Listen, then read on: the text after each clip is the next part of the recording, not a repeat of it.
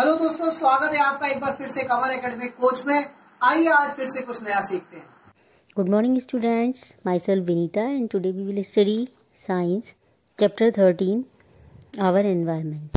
तो आज इस चैप्टर में हम पढ़ेंगे what is environment, how to save our environment, pollutants and pollution, biodegradable and non-biodegradable, acid rain and global warming। Our surroundings are our environment. Environment has both living and non-living things. Environment includes soil, air and water around your house. Generally, all the needs of living things are fulfilled by the environment. तो environment क्या होता है? जो हमारी surroundings है, जो हमारे चारों तरफ एरिया है जिसमें हम रहते हैं, वो हमारा क्या है? environment है। और इस environment में living and non-living दोनों तरह की थिंग्स हैं। एनवायरनमेंट में सॉइल, एयर, वाटर जो हमारे हाउस के चारों तरफ है वो सभी इंक्लूड होते हैं। और हमारी जो डेली नीड्स की जो थिंग्स होती हैं वो सब हमें एनवायरनमेंट से ही मिलती हैं। We get food, water, air, shelter and almost everything that we need from our environment. So it is our duty to keep it clean. Among all the living organism, human beings are the most responsible for spoiling the environment. Example, cutting of forest for making houses and furniture and for many other purposes. हम अपनी daily need की सभी things environment से ही लेते हैं, तो ये हमारी ड्यूटी बनती है कि हम अपने एनवायरनमेंट को क्लीन रखें। और ह्यूमन बीइंग्स ही सबसे ज़्यादा एनवायरनमेंट को स्पॉइल करने के लिए रिस्पॉन्सिबल होते हैं। हम अपनी डेली नीड के लिए, फर्नीचर बनाने के लिए, हाउस बनाने के लिए फॉरेस्ट को कट कर देते हैं। इस तरीके से हम अपने एनवायरनमेंट को नुकसान पहुंचाते हैं। What makes our environment dirty? हमारे एनवायरनमेंट को कौन कौन डर्टी बनाता है? Contamination of the environment with pollutants as a result of human activities is known as pollution. Pollution is the contamination and unfavourable alteration of the environment. Environment का human activities के द्वारा pollutant से दूषित होना ही pollution mean प्रदूषण कहलाता है। कुछ ह्यूमन एक्टिविटीज़ के परिणाम स्वरूप वातावरण में दूषित पदार्थ मिल जाते हैं जो वातावरण को प्रदूषित कर देते हैं। 4 types of pollutions are: pollution of the atmosphere is known as air pollution, pollution of land is known as soil pollution, pollution of water is known as water pollution and pollution by sound is known as noise pollution। Pollution के इस chart से हमें pollution कितने प्रकार का होता है और इसके पॉल्यूटेंट्स क्या क्या हैं। पॉल्यूटेंट्स क्या होते हैं? जिन पदार्थों से पॉल्यूशन होता है उन्हें हम पॉल्यूटेंट्स कहते हैं, उनके बारे में दिखाया गया है। एयर पॉल्यूशन के पॉल्यूटेंट्स हैं गैसेस और सॉलिड पार्टिकल्स। सॉइल पॉल्यूशन के पॉल्यूटेंट्स हैं बायोडिग्रेडेबल और non biodegradable waste. Water pollution है factory waste, sewage, pesticides. And noise pollution sound. Now we will study about different types of pollution and their sources. First, air pollution. इसके 2 sources हैं, gases and solid particles. तो first, gases as pollutants. Air pollution कुछ human activities से होता है, जैसे कोल और petroleum product के जलने से और फैक्ट्रीज की चिमनी से निकलने वाले स्मोक से जो तक एयर पॉल्यूशन होता है। सल्फर डाइऑक्साइड और nitric oxide common gaseous pollutants हैं जिनसे एसिड रेन भी होती है। कुछ सॉलिड पार्टिकल्स जैसे सीमेंट, डस्ट और कुछ मिनरल पार्टिकल्स जो कि माइंस से निकलते हैं वो सभी एयर में एंटर करते हैं और एयर पोल्यूशन कॉज करते हैं।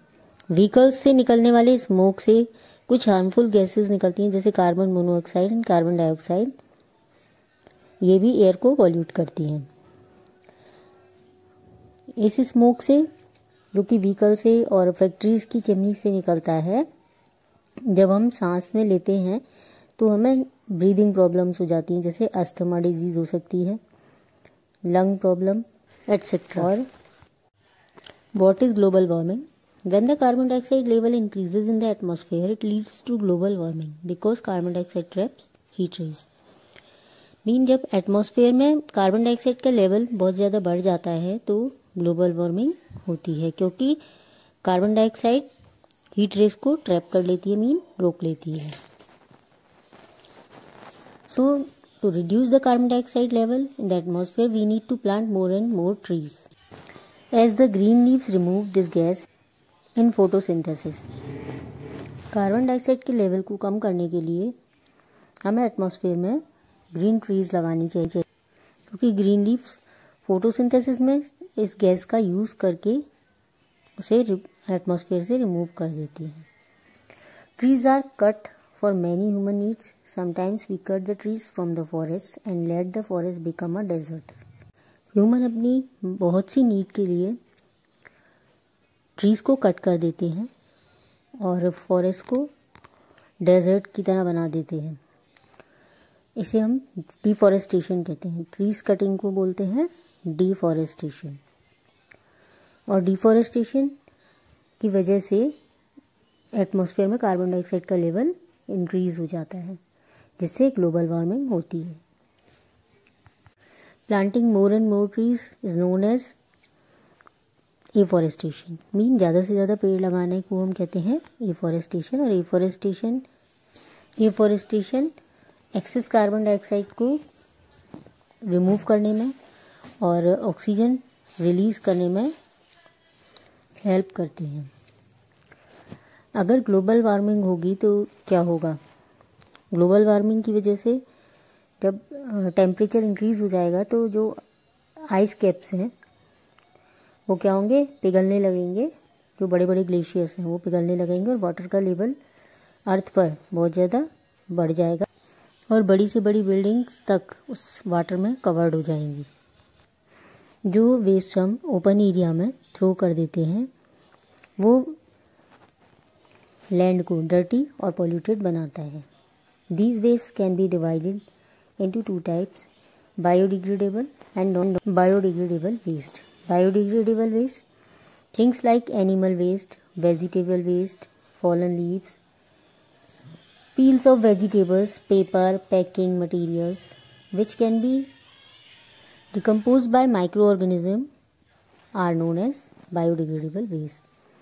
मीन जो वेस्ट माइक्रोऑर्गेनिज्म के द्वारा डिकम्पोज किया जाता है वो बायोडिग्रेडेबल वेस्ट कहलाता है। These are harmless waste material and can be used to make compost. This compost can be used as manure for the plants. इस तरीके के वेस्ट से हम मैनर मीन खाद भी बना सकते हैं जो प्लांट की ग्रोथ के लिए नेसेसरी होती है। Non biodegradable waste on the other hand things the poly bags, aluminium foil and old plastic and glass bottles, broken plastic buckets and mugs etc. can never be decayed and decomposed by microorganism. तो इन्हें हम non biodegradable waste कहते हैं, जिसको कि microorganism decompose नहीं कर सकते और ये सॉइल में ऐसे ही पड़ा रहता है और उसकी फर्टिलिटी को फिनिश कर देता है। This will pollute the soil and create problems for the plants growing nearby and make our environment dirty and polluted. Non biodegradable waste जैसे प्लास्टिक बैग्स, पॉलीथीन, इनके यूज़ को कम करने के लिए काफ़ी एफर्ट्स किए जा रहे हैं। नॉन बायोडिग्रेडेबल वेस्ट को रिसाइकिल भी किया जाता है और फिर से यूज़ में लाया जाता है, जिससे वो लैंड को पॉल्यूटेड ना कर सके। हमें अपने क्लासरूम में और घर में 2 तरह के डस्टबिन रखने चाहिए और उन पे बायोडिग्रेडेबल और नॉन बायोडिग्रेडेबल का लेबल होना चाहिए, जिससे कि हम डिफरेंट टाइप्स ऑफ वेस्ट अलग अलग डस्टबिन में कलेक्ट कर सकें। बायोडिग्रेडेबल वेस्ट को तो कंपोस्ट बनाने के लिए यूज़ कर सकते हैं और नॉन बायोडिग्रेडेबल वेस्ट को फैक्ट्रीज में रिसाइकलिंग के लिए भेज दिया जाता है। Water pollution, sometimes dirt, sewage and industrial waste mix with clean water and it becomes polluted. Polluted water has diseases causing germs. तो ये पॉल्यूटेड वाटर जो होता है वो पीने के योग्य नहीं होता और इससे कई तरह की डिजीजेज हो सकती हैं। For example diarrhoea. Germs and harmful substances like arsenic and mercury becomes water unfit for drinking. This is called water pollution. Untreated industrial waste are also dumped into rivers and make them polluted. जो industrial waste होता है अगर treated नहीं किया जाता और ऐसे ही reverse में थ्रो कर दिया जाता है तो वो रिवर्स के वाटर को पोल्यूटेड कर देता है। और पेस्टिसाइड्स जो कि फार्मर्स के द्वारा एग्रीकल्चर में यूज़ किए जाते हैं पेस्ट कंट्रोल करने के लिए, वो भी बहकर पानी में ही पहुंच जाते हैं और उसे पोल्यूटेड कर देते हैं। Noise pollution. Any sound that interferes with hearing is said to cause noise pollution. कोई भी साउंड जो कि हमारी हियरिंग में इंटरफियर करती है, सुनने में परेशानी पैदा करती है, उसे हम कहते हैं noise pollution. Many sounds associated with different activities cause noise pollution. Loud music from radio, stereo systems, bursting crackers, motor vehicles, aircraft and some heavy machines. Noise pollution के कई कारण हो सकते हैं, जैसे व्हीकल के तेज हॉर्न से, एयरक्राफ्ट और सब हैवी मशीन्स की तेज़ आवाज़ों से, लाउड स्पीकर, लाउड म्यूज़िक और जो पटाखे हम चलाते हैं उनकी तेज़ आवाज़ से भी नॉइज़ पोल्यूशन होता है। और अगर एक सर्टेन लिमिट से नॉइज़ पोल्यूशन जब ज़्यादा होता है तो ये हमारी हेल्थ में कई प्रॉब्लम क्रिएट करता है और इससे बहरापन तक हो सकता है। Acid rains. गैसेस जैसे sulphur dioxide and nitrogen oxide जो कि फैक्ट्रीज से कोल और पेट्रोलियम प्रोडक्ट्स के जलने से एटमॉस्फेयर में पहुंच जाती हैं।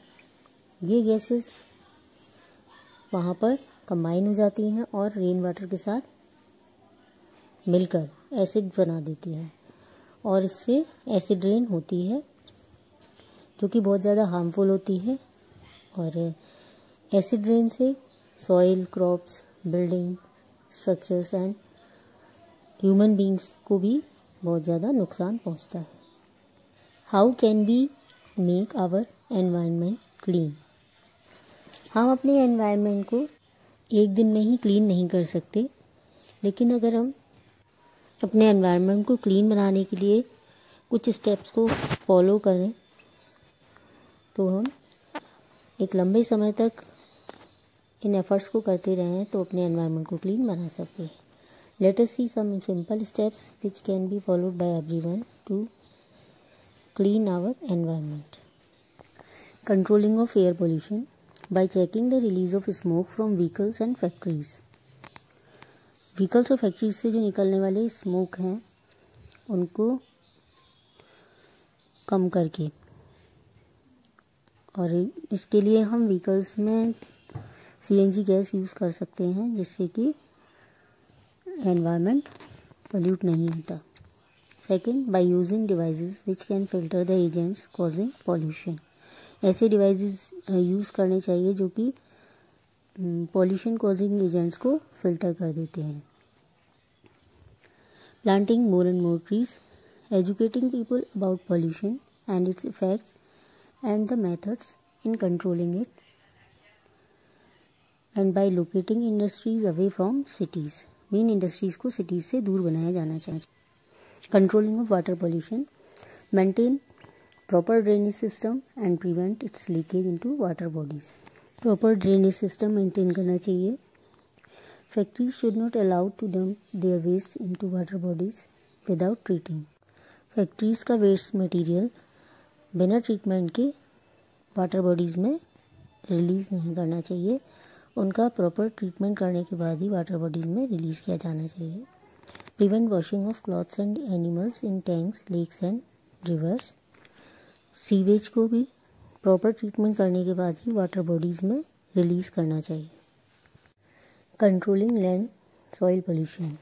First, separation of waste into biodegradable and non-biodegradable types must be done. Second, use the biodegradable wastage to make compost. 3. Avoid use of excess of pesticides and chemicals, fertilizers. Main agriculture में farmers के द्वारा ज़्यादा से ज़्यादा pesticide और chemicals या fertilisers का use को अवॉइड करना चाहिए. Use of plastics and polybags must be minimised. Used plastic and polybags must be reduced और रिसाइकिल्ड. मेन प्लास्टिक और पॉलीथीन के यूज़ पर रोक लगाई जानी चाहिए. Controlling of noise pollution. Uses of loudspeakers, particularly in the residential areas near hospitals, schools, etc., must be avoided. Main जो loud speakers हैं वो रेजिडेंशियल एरियाज से, हॉस्पिटल्स और स्कूल से दूर चलाए जाने चाहिए और इनके यूज़ को रोकना चाहिए.